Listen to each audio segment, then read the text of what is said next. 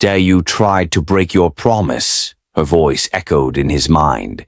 You tried to give yourself to another. But you are mine. No, Kwame shouted over the rain. The villagers looked at him in confusion, seeing only a man shouting at the storm. Ama clutched his arm. Kwame, what is it? What's wrong? But Kwame couldn't answer.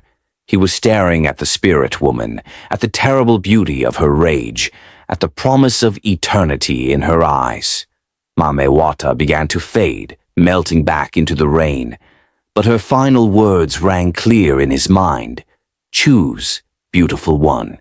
Choose her and no drought and death. Every river will run dry. Every well will turn bitter.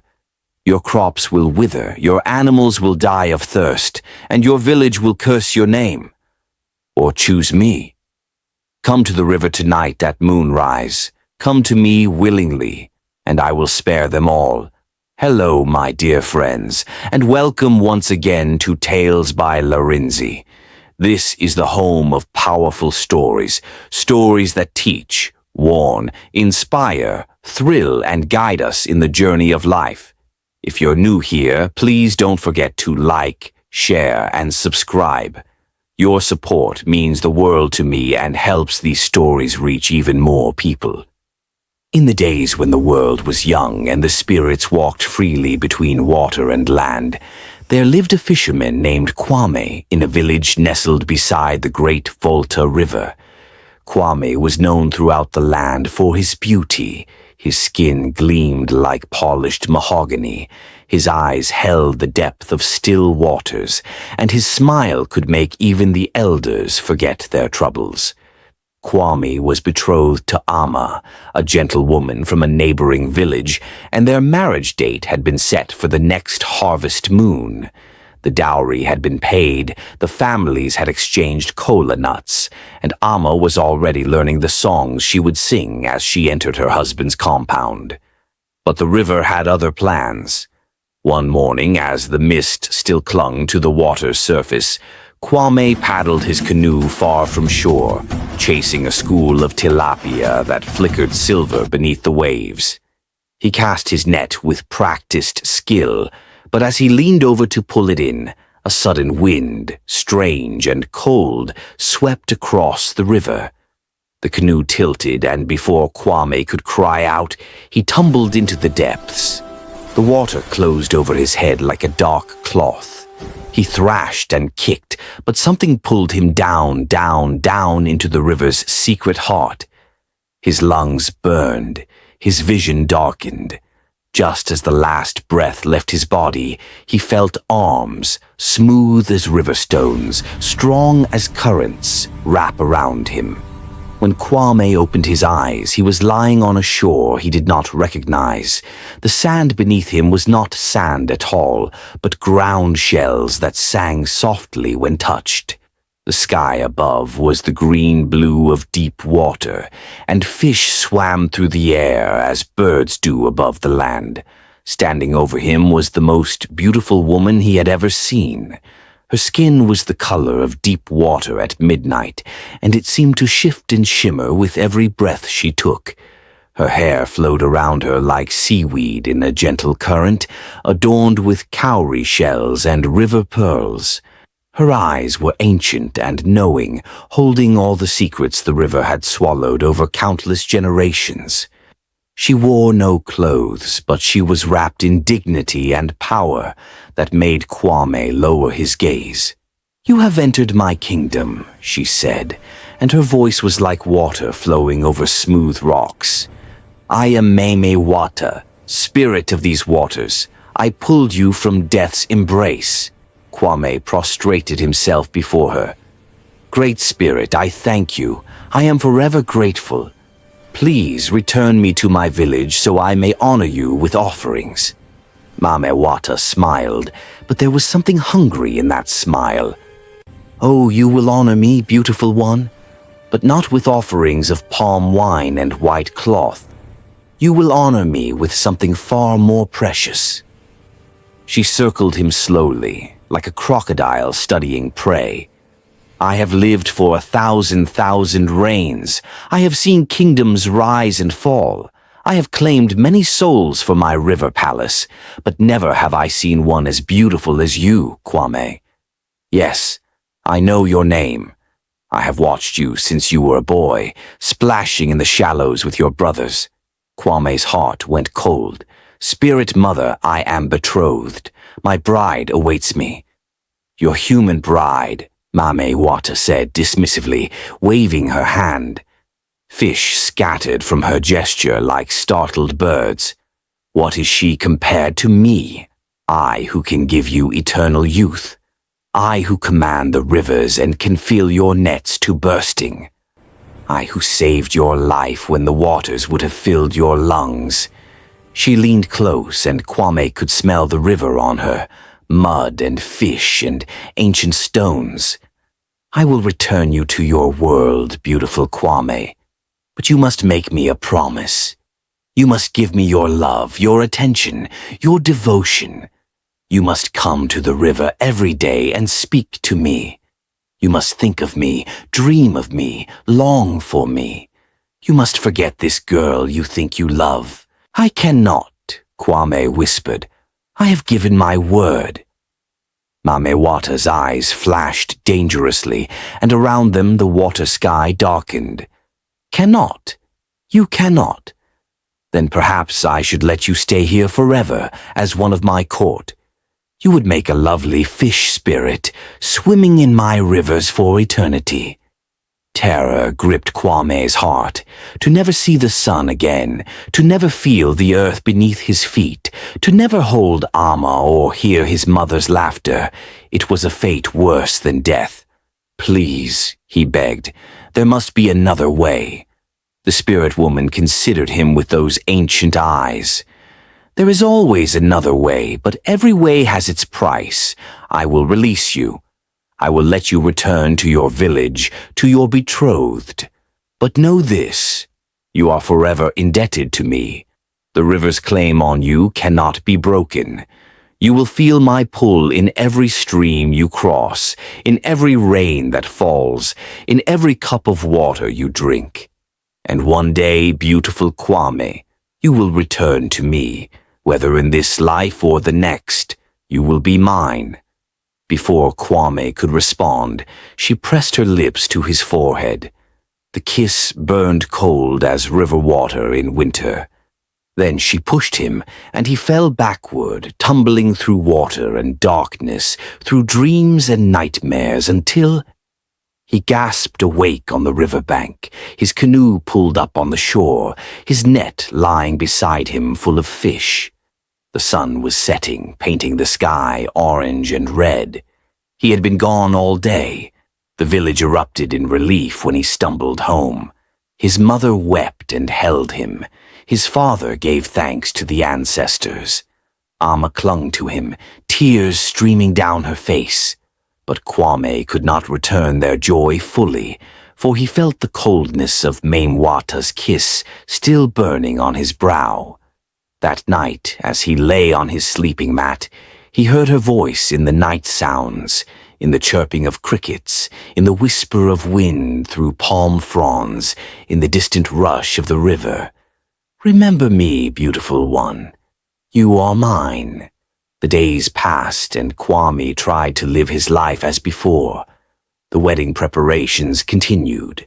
Ama visited often, bringing him food she had cooked, laughing at his jokes, speaking of the children they would have and the compound they would build together. But Kwame found his thoughts drifting. When he looked at Ama, he saw Mame Wata's shimmering skin. When he tasted water, he thought of the spirit's cold kiss.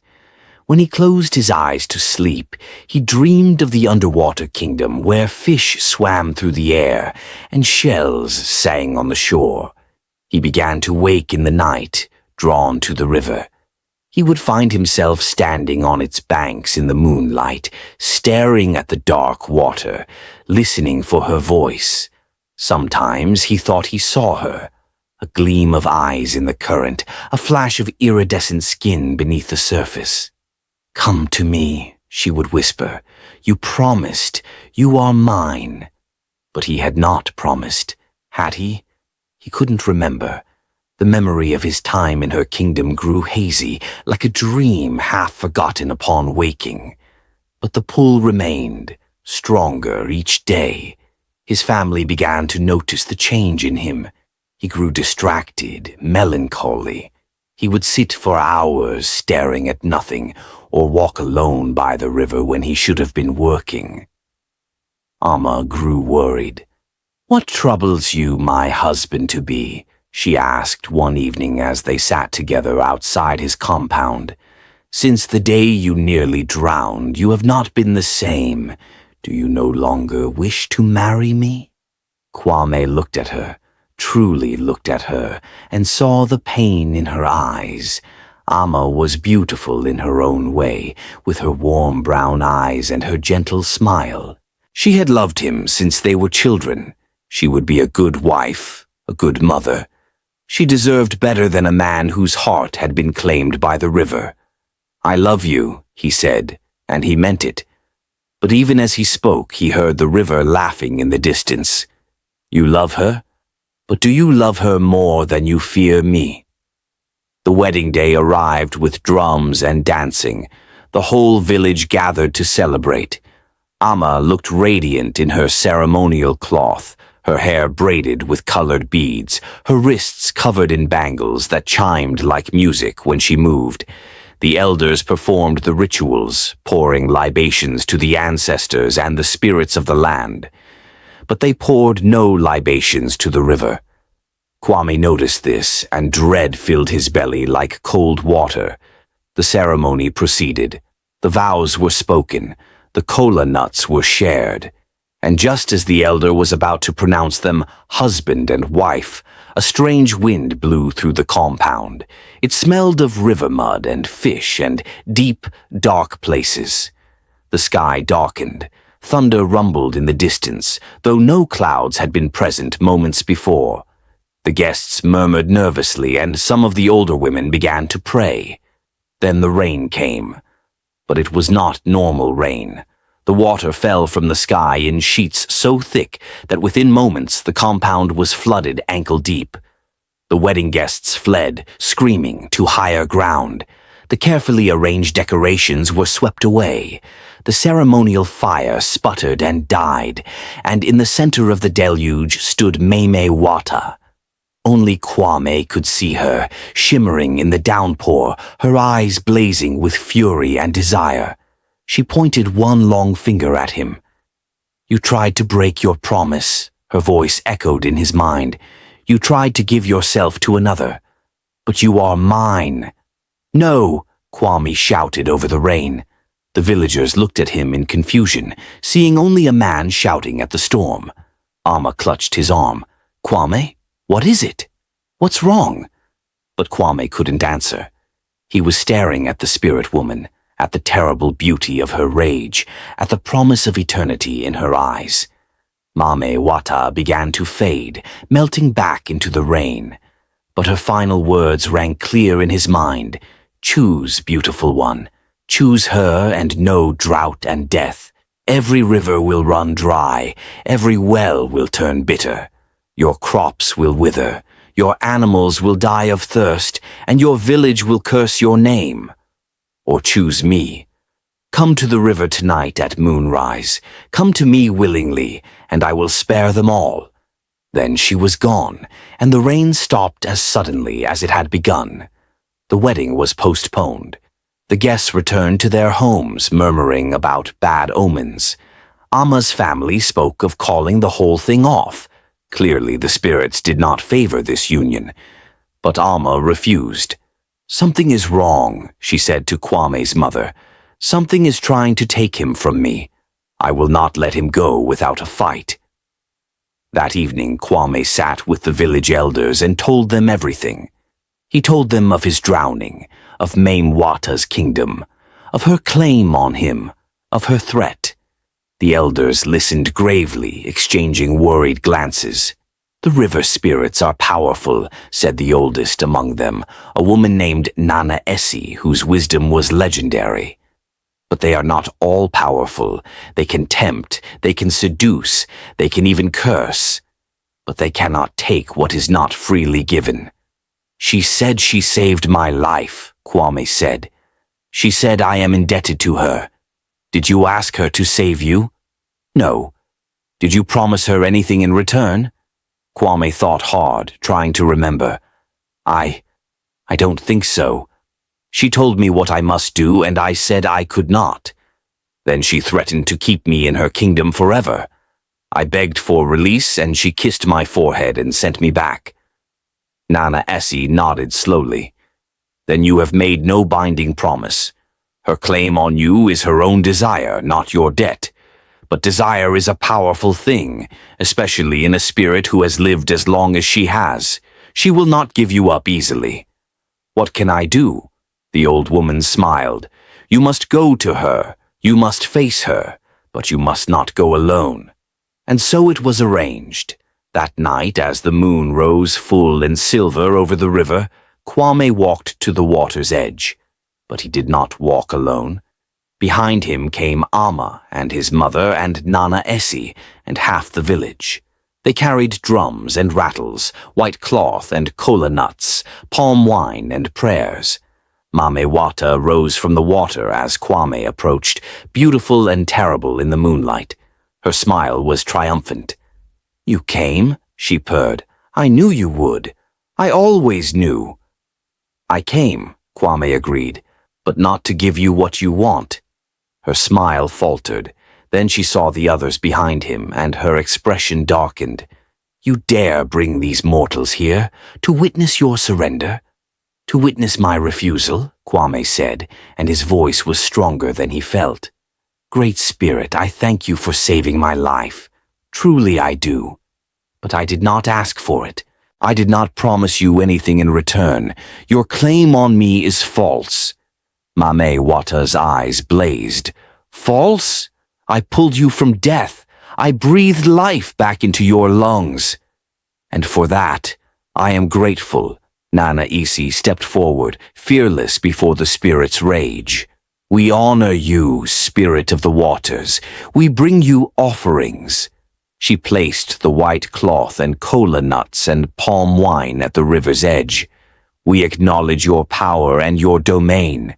But this young man's life is his own. His love is his own. And they are not yours to claim. The river began to churn and boil.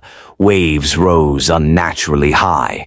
The spirit woman grew larger, more terrible, her beauty twisting into something monstrous. Then let the river run red with blood. Let your crops wither. Let your children cry out in thirst. But Amma stepped forward then, small and brave before the spirit's fury. If you truly love him, she said quietly, then let him be happy. Is that not what love is? To want joy for the beloved, even if that joy is not with you? Mame Wata paused. For a long moment she stared at Amma, this small human woman who dared to speak of love to a spirit who had existed for millennia. You know nothing of love, the spirit whispered. But there was something broken in her voice now, something almost human. I know, Amma said softly, that when you love someone, you don't trap them. You don't threaten them. You don't drown their village because they won't choose you. That's not love, great spirit. That's loneliness trying to masquerade as love. The words hung in the air like a spell. The river stilled. Mame Wata seemed to shrink, becoming less terrible, more sad, a beautiful, lonely creature who had lived too long and loved too rarely. Loneliness, she repeated. She looked at Kwame one last time, and he saw something in her eyes he had not seen before. Grief. Yes, perhaps that is all it ever was. She reached out and touched his cheek gently. Where her hand touched, the cold burning of her kiss on his forehead faded. Go, she whispered. Be happy with your human bride. May your children be many and your days be long, and when you drink from the river, think kindly of the one who loved you enough to let you go. Then she sank back into the water, and she was gone. The river flowed peacefully once more. The village breathed a collective sigh of relief, and Kwame, freed at last from the spirit's claim, turned to Amma and took her hands in his. "Shall we try this again?" he asked. She smiled, tears streaming down her face. "Yes, let's try this again." And they did. The wedding was held 3 days later, under clear skies and gentle breezes. The elders poured libations to the ancestors, to the spirits of the land, and, for the first time, to the river, thanking it for its mercy and its wisdom. Kwame and Amma built their compound and filled it with children. Kwame returned to fishing, and his nets were always full, for the river was generous. And sometimes, on quiet mornings, when the mist clung to the water's surface, he thought he heard a woman singing, a song of longing and loss and letting go. He never saw Mame Wata again, but he always spoke kindly of her and taught his children to respect the river and its spirits, for he had learned that even the most powerful beings can be moved by courage, and that sometimes the greatest act of love is knowing when to let someone go. And so the story is told, passed down from grandmother to grandchild, a reminder that debts can be challenged, curses can be broken, and love, true love, never demands more than it is freely given. If this story stirred something in you, hold on to that feeling. These are not just tales. They are mirrors. They are warnings. They are wisdom wrapped in story. Here on Tales by Larinzy, we tell stories born from African soil, stories whispered by rivers, forests, ancestors, and the unseen, stories about love and loss, courage and consequence, the choices we make and the prices we pay. If you believe stories should do more than entertain, if you enjoy folk tales that linger in your mind long after the telling, then you are in the right place. Subscribe to Tales by Larinzy. Like this story if it moved you. Share it with someone who loves deep, meaningful tales. And tell me in the comments, if you were Kwame, what would you have chosen? Until the next fire is lit and the next story is spun, listen closely. The spirits are always speaking.